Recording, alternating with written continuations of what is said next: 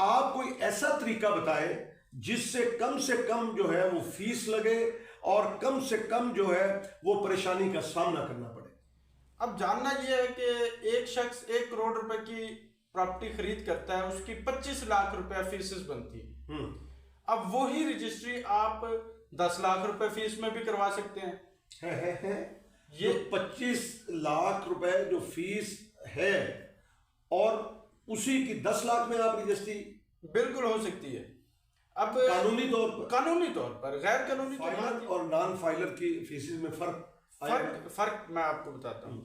जो proper filer है, देने वाला भी लेने वाला भी, बैरून हदूद कमेटी या रकबा, तो उस पर प्रॉपर फाइलर पर 10% फीस चार्ज होगी। यानी हमें ये पैगाम देना है अपने काश्तकारों को, अपने किसानों को, अपने जिम्मेदार भाइयों को कि आप फाइलर बने। हर शहरी को उठाना पड़ेगा। हर शहरी के पास एक तोप है, उस तोप को इस्तेमाल नहीं करते तो आपको ये बात ज़हन में रखनी होगी कि आपके लिए आने वाले वक्त में ये ब्यूरोक्रेसी आपकी जिंदगी बर्बाद कर देगी। सिटीजन पोर्टल एक बेहतरीन प्लेटफॉर्म है जिस पर आपका टाइम सेव होता है एप्लीकेशन देने से।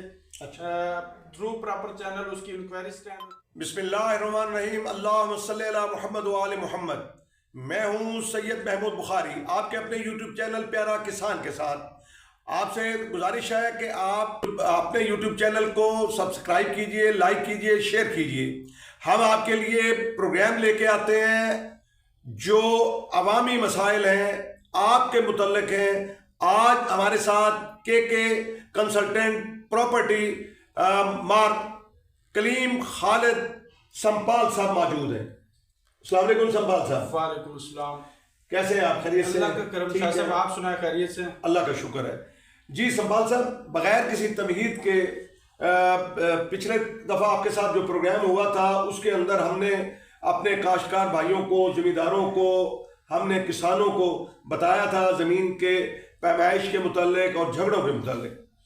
अब एक अगला बहुत ही अहम तरीन मसला है जो आए दिन हम जो है जिसके लिए जलील ख्वार होते हैं, और वो है रजिस्ट्री। और हम ज़मीन की खरीद व फरोख्त हर वक्त जो है वो रहती है किसानों के अंदर। कोई रकबा ख़रीद कर रहा है और कोई रकबा फ़रोख्त कर रहा है, और उसके अंदर जो है वो हुकूमत ने इतनी ज़्यादा फीसेस लगा दी हैं कि अब वो जो है एक कारोबार में कुछ कमी आ रही है। और उसकी वजह से क्योंकि टैक्सेस इतने कर दिए हैं, फीसेस इतनी कर दी हैं, और कुछ हमारे जो सादा लोग किसान हैं, काश्तकार हैं, ज़िम्मेदार हैं, उनको पता भी नहीं है, और उनको जो है वो महकमा माल भी परेशान करता है। तो आप कोई ऐसा तरीका बताएं जिससे कम जो है वो फीस लगे और कम से कम जो है वो परेशानी का सामना करना पड़े। शाह साहब, सबसे पहले तो मैं आपका शुक्रिया अदा करना चाहूँगा कि आपने हमें इस काबिल समझा, अपने प्लेटफॉर्म प्यारा किसान पर दोबारा हमें इनवाइट किया। शाह साहब, जो आपका क्वेश्चन है ना वो सादा सा है कि रजिस्ट्री में फीसेस की बचत कैसे की जा सके। अब जानना यह है कि एक शख्स 1 करोड़ रुपए की प्रॉपर्टी खरीद करता है, उसकी 25 लाख रुपए फीसेस बनती है।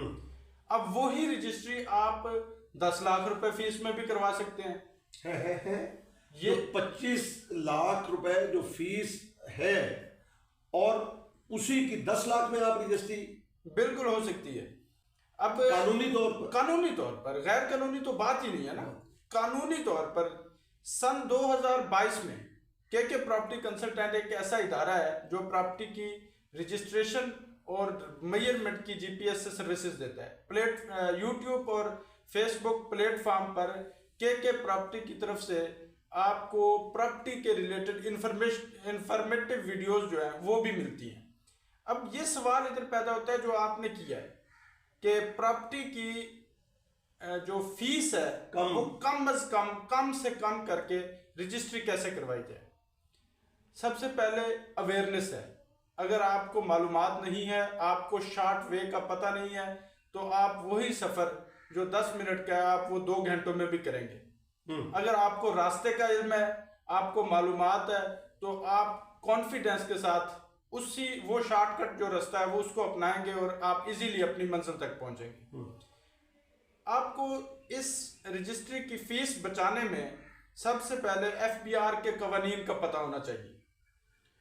सवाल यह है कि अगर प्रॉपर फाइलर है एक बंदा, तो उस पर लेने वाला भी प्रॉपर फाइलर है, देने वाला भी प्रॉपर फाइलर है, उस पर फीसेस और लगती हैं।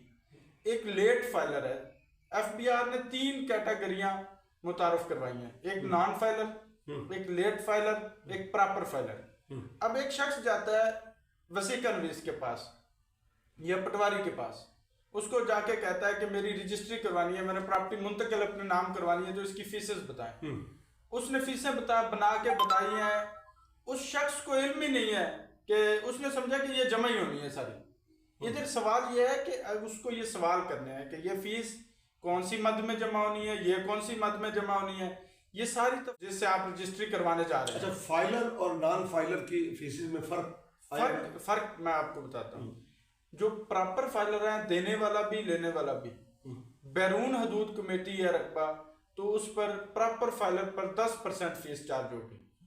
अगर लेट फाइलर है, लेने वाला भी लेट फाइलर है, देने वाला भी लेट फाइलर है, फिर आपकी 16% फीस चार्ज होगी। आप देखें कि 6% का तजाद है। अब नॉन फाइलर है दोनों पार्टियां, दोनों तो नॉन वो फाइलर। आपका कहने का मकसद ये है कि वो अगर कोई नॉन फाइलर है तो वो पहले फाइलर बन जाए? नहीं, ये भी तो हो सकता है। इसमें फाइलर बनने के बाद उसको लेट फाइलर कंसीडर किया जाएगा। अब नॉन फाइलर है तो उसको 25% फीस लगेगी। अच्छा, 1 करोड़ रुपए की रजिस्ट्री है तो उसको 25,000 रुपये लगेगा। अगर वो शख्स फाइलर होता है, जब उसने रजिस्ट्री परचेज रकबा अपने नाम करवाना है, तो उसको लेट फाइलर की कैटेगरी में लाया जाएगा, उस पर फीसेस लेट फाइलर की लगेगी। अगर वो पिछले 1 साल से प्रॉपर रिटर्न जमा करवाता, गोशवारे जमा करवाता चला आ रहा है, तो वो प्रॉपर फाइलर वाली कैटेगरी में चला जाएगा।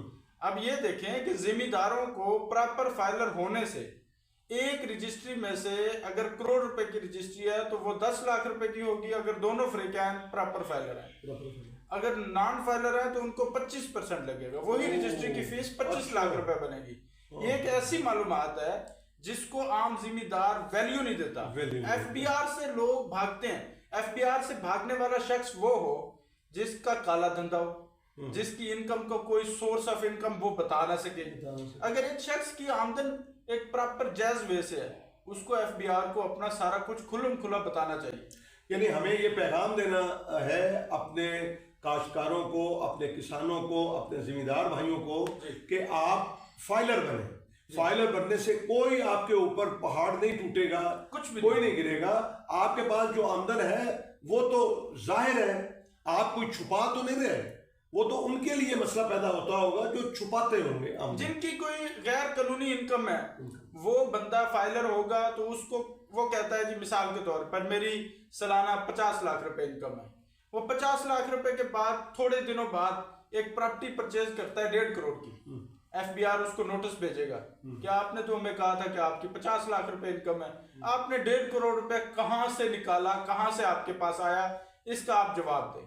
अगर एक शख्स की इनकम 50 लाख रुपए है, उस साल बाद 30 लाख रुपए की चीज लेता है, एफबीआर उससे क्यों पूछेगा? उसने ऑलरेडी कहा हुआ है कि मेरे पास 50 लाख रुपए आता है। सही। अगर नहीं, मैं आपका नुक्ता ये जो मैं समझ सका हूँ वो, कलीम साहब आप ये कह रहे हैं कि जो नॉन फाइलर होगा, यानी वो जो बचत का आपने तरीका बताया है, तो पहला स्टेप तो मेरे ख्याल में यही है कि आप अगर फाइलर होंगे तो आपको जो है वो 1 करोड़ की रजिस्ट्री 10 लाख आपको फीस भरनी पड़ेगी। और अगर आप नॉन फाइलर होंगे तो आपको 25 लाख भरनी पड़ेगी। बिल्कुल ऐसे। तो इसका मतलब ये हुआ कि फाइलर होना फायदेमंद है।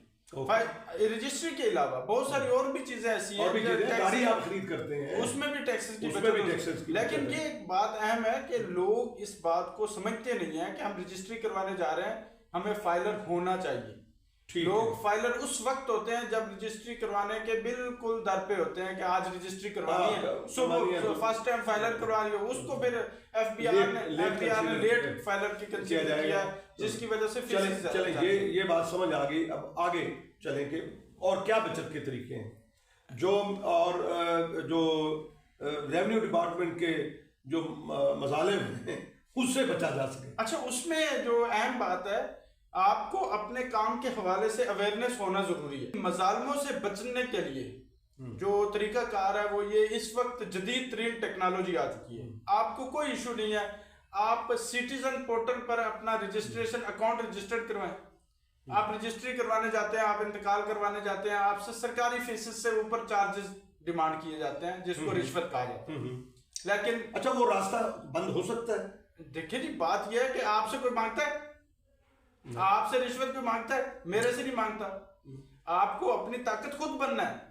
अगर जिम्मेदार खुद जाके घुटने टेक कर बैठ जाता है, आप पटवारी साहब लफ्ज इस्तेमाल करता है, ये नहीं है कि किसी को साहब नहीं कहना चाहिए, पटवारी के आगे ऐसे बैठे होते हैं जैसे उनको सांप सूंघ गया, तो उसका मतलब ये है कि फिर वो जब आप एक मैयत की तरह बैठ पड़े हैं तो उसकी मर्जी है वो आपको कैसे गुस्ल देता है। आप एक जिंदा इंसान की तरह जाएं, उसको जाके कहें कि इसके चालान मुझे पकड़ाओ, आप ड्यूटी है आपकी इस काम की, आप इस तरह से फीस जमा कराओ, इस तरह से चालान बनाओ, ये गवर्नमेंट के खजाने में जो जमा होंगे उसकी मुझे रसीदें दो। उसके अलावा जिसने पैसे लेने हैं, जो तहसीलदार का बच्चा जो पैसे लेने के लिए तैयार बैठा है और एसी के कमरे में, वो जी पैसों के बगैर करता नहीं है, आप उस साहब के पास मुझे पेश करो, मैं उससे पूछूं आप किस चीज के पैसे लेते हैं। अच्छा, हुकूमत ने इसके लिए कोई किया है कि अगर किसी को शिकायत हो तो वो कोई पोर्टल इस तरह का बनाया है या कोई इस तरह का निजाम है? सिटीजन पोर्टल एक बेहतरीन प्लेटफॉर्म है जिस पर आपका टाइम सेव होता है एप्लीकेशन देने से। अच्छा। थ्रू प्रॉपर चैनल उसकी इंक्वायरी स्टैंड होती है, लेकिन बदकिस्मती यह है कि सिटीजन पोर्टल पर इंक्वायरी करने वाले जो अफसरान हैं वो इन्हीं से पैसे लेते हैं। जब सिटीजन पोर्टल की एप्लीकेशन होती है वो इनको इन्फॉर्म करते हैं भाई तुम्हारे खिलाफ आ गई है, और वो वहीं पे फिर जो है ना आपस में मिल जाते हैं, गुम हो जाती है, तो उस पोर्टल का फायदा ना हुआ ना। पोर्टल बदकिस्मती ये है कि जिम्मेदार ऑप्शन तो हमारे एक चीज इससे अहम एक और चीज है शाह साहब, आप ये बात समझें कि आपने एप्लीकेशन दी, एप्लीकेशन पर कार्रवाई नहीं हुई, सिटीजन पोर्टल की एप्लीकेशन आपकी रजिस्टर्ड होगी, उसका नंबर अलॉट हो गया, अब अगले आपके पास एक हथियार है, वो हथियार आप इस्तेमाल करें। आपको ये कदम उठाना पड़ेगा, हर शहरी को उठाना पड़ेगा। हर शहरी के पास एक तोप है, अगर तोप इस्तेमाल नहीं करते तो आपको ये बात ज़हन में रखनी होगी कि आपके लिए आने वाले वक्त में ये ब्यूरोक्रेसी आपकी जिंदगी बर्बाद कर देगी। ये जो ब्यूरोक्रेसी, अच्छा एक बात अहम मेरे जहन में आ गई, ब्यूरोक्रेसी के मुतल्लिक लोगों का माइंड ये है कि वो अफसर को हम कैसे साबित करें कि ये रिश्वत लेता है या नहीं, वो तो कभी किसी से मिला नहीं है। आप असिस्टेंट कमिश्नर की रिश्वत साबित करने के लिए आपको एक वे है, पीर किस तरह का है उसके मुरीदैन के किरदार को आप देख लें, क्योंकि पीर कमरे में बैठे, उसके किरदार मंजर आम पर नहीं है, उसके मुरीदों के किरदार मंजर आम पर है। ये साबित करते हैं कि पीर साहब का जो करंट है वो डायरेक्ट मुरीदों पर असर कर रहा है। इसी तरह अगर आपसे अहलकार जो है, अहलकार अगर रिश्वत ले रहा है तो इसका मतलब है कि अफसर उसका बेनिफिशियरी है, अगर बेनिफिशियरी नहीं है तो फिर इसका मतलब ये होगा कि वो अहलकार, उसकी जरूरत नहीं होगी कि वो पैसे ले। आप उसको अहलकार को इतना कहेंगे ना कि मैं इसी को जाके हमारे यहाँ तो देखें क्लीन साहब, हमारे यहाँ तो ये हमने देखा है कि कोई एक कांस्टेबल को पकड़ लेंगे, पटवारी को ज़्यादा से ज़्यादा पकड़ लेंगे। हमने तो आज तक नहीं देखा कि कोई डिप्टी कमिश्नर जो है वो गिरफ्तार हुआ हो, कोई असिस्टेंट कमिश्नर गिरफ्तार हुआ हो, इवन तहसीलदार को इक्का दुक्का कोई है। जबकि आप ये देखें कि करप्शन इतनी रची बसी है कि आप इनके रहन सहन देख लें, आप इनकी बुदोबाश देख लें, इनका लिबास देख लें, आप इनके बच्चों का लाइफ स्टाइल देख लें, तो अब एक जो है असिस्टेंट कमिश्नर साहब, उसकी तनख्वाह कितनी है, आप अलाउंसेस भी लगा लें तो 1.5 से 2 लाख हो जाएगी। अच्छा, मैं 2.5 लाख हो जाएगी अगर और कोई अलाउंसेस सफरी को डाल के। तो लेकिन उसकी जो शाहाना जिंदगी होती है वो तो यही जो हम डिस्कस कर रहे हैं कि रजिस्ट्री से आ गए और वो एक परमानेंट फिक्स चार्जेस है, जिसे कि समझे कि लीगलाइज ही आप समझें कि उसके बगैर जो है वो जब किसी रजिस्ट्री वाले के पास हम जाते हैं, एक्सपर्ट के पास जिस तरह आप हैं, तो वो उसको बता देता है कि जी इतने जो है वो तहसीलदार लेता है, इतनी जो है वो नीचे एहलकार के होते हैं, इतनी ऊंचे ऊपर जो है वो अफसरान तक जाती है। तो ये बात तो कोई ढकी छुपी है नहीं है, कोई राज नहीं। आपसे माजरत चाहूंगा, हमारा इदारा एक ऐसा इदारा है जो अफसरान को रिश्वत देने से शहरियों को मालूमात फराहम करता है कि इस जगह पर ये रिश्वत दिए बगैर आप काम करवाएं।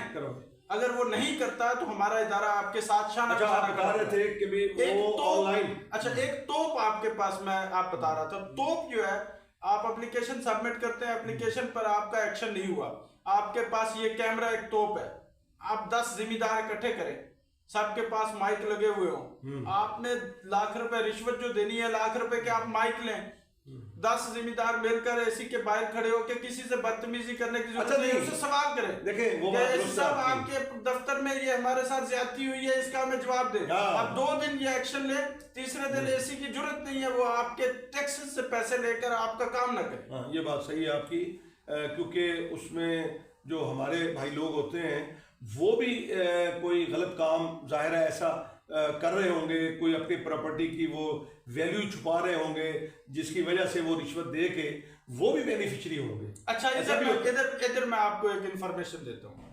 ये बात आपके सिर्फ 5% लोग ऐसे हैं जो बेनिफिशियरी होते हैं जिनकी जरूरत नहीं होती। मेरा काम वसीका नवीसी का है, मेरा काम रजिस्ट्रियों का है, मेरा काम जमीन की परमैशों का है, महकमा माल के साथ ऐसे जुड़ा हुआ है। मैं महकमा माल के खिलाफ वहां पर बात करता हूं जहां वो 2 नंबरी करते हैं, जहां वो करप्शन करते हैं, अफसरों को मुंह पर कहता हूं। ये मैं अगर 2 नंबर हूं, मेरी कोई गैर कानूनी एक्टिविटी हो तो मैं उनको कहने की क्यों जरूरत करूं? आपको शाह साहब ये बात समझ आपकी मैं मेरे ख्याल में बात को हम अब समेटते हैं कि आपकी जो के कंसल्टेंट जो कंपनी है वो लोगों को ये अवेयरनेस फ्राहम कर रही है, बड़ा अच्छा काम है। आप ज़रा थोड़ा सा एक 1 by 1 मुख्तसरन आप बता दें कि दोबारा हम उसको रिव्यू कर लें कि किस तरह से जो फीसेस है वो उनको लीगली तौर पर बचाया जा सकता है या कम से कम किया जा सकता है। शाह साहब सिंपल सी बात है, आप फाइलर हैं तो आपको फीस 10% चार्ज होगी। ओके, बैरून हदूद कमेटी अंदरून 8%। 1 आप लेट फाइलर हैं, आपको उसकी 16% चार्ज होगी। बैरून हदूद कमेटी अंदरून जो है वो गालबन 14% है। इसमें अगर कोई 1% की कमी पेशी भूल रहा हूं तो वो फिर देख के बता सकते हैं। अच्छा, आप फाइलर ही नहीं है, नॉन फाइलर है, 25% और 23% फीस चार्ज होगी। ये है तफसीलात। आपको फाइलर प्रॉपर रहना जरूरी है अगर आपने बेनिफिट उठाना है तो। सही। हाँ, मैं शुक्रिया अदा करता हूँ के कंसल्टेंट मार खालिद कलीम का, संपाल साहब का, कि वो आज आए, आज उन्होंने मालूमात दी हैं कि आप जो जब ख़रीदो फ़रोख्त करें, रजिस्ट्री कराएं, इंतकाल कराएं तो उसके अंदर आप कैसे कानूनी तौर पर आप बचत कर सकते हैं।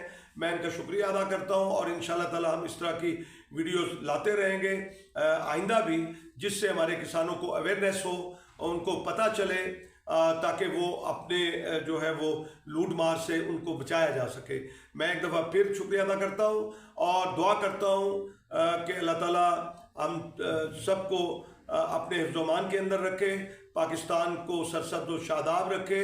पाकिस्तान जिंदाबाद, पाकिस्तान पाइंदाबाद।